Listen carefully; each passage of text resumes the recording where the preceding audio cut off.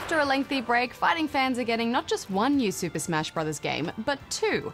Its big brother on the Wii U is still a few weeks off release, so we thought we'd see how Nintendo has done it, shrinking this brawler down to 3DS size. Oh.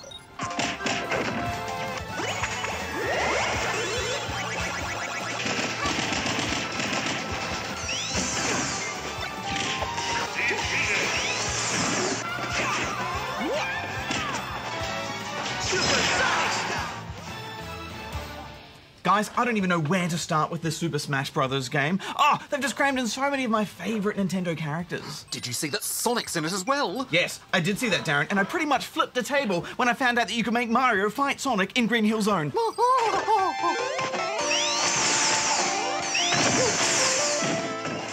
And along with the Nintendo characters, there are other stars like Pac-Man and Mega Man, plus all sorts of cameos and special items. It is too much, my brain can't handle it. Relax, Bajo. Darren, why don't you give us a quick explanation of how the game works? Oh, I'd be delighted to.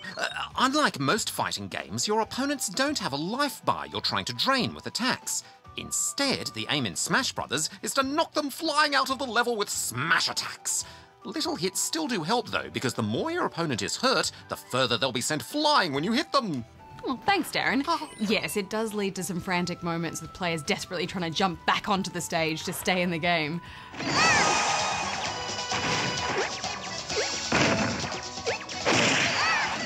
And the fights are pretty chaotic in general. Many stages change as you fight, with parts suddenly dropping away.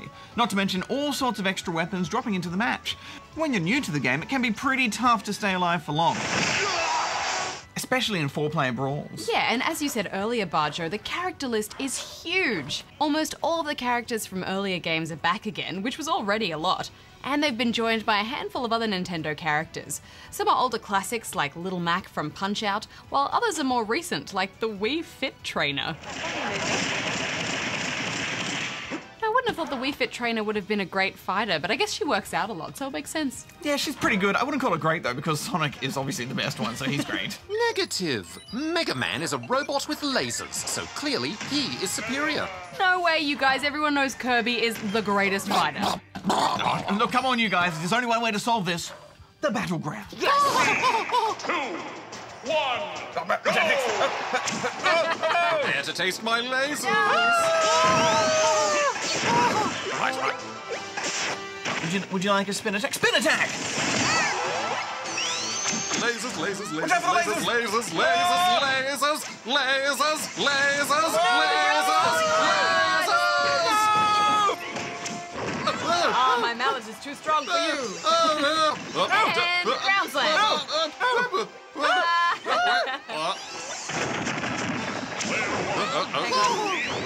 Oh, nice! I'm not losing, I'm letting the humans win. Just so they don't feel inadequate next to a robot who is clearly superior in every way.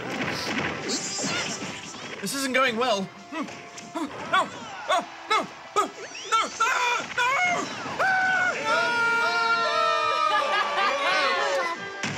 Penny! Oh, well done.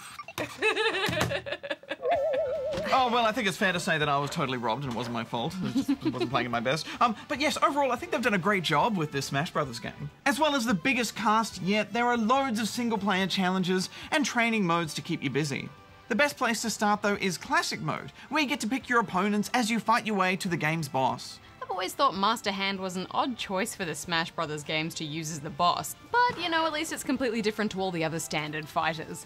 Plus, when you get to the credits, instead of just watching them, you can play with them and see how many of them you can break. The 3DS version also has an exclusive mode called Smash Run. It gives you 5 minutes to collect as many stat boosts from enemies as you can before a final showdown event.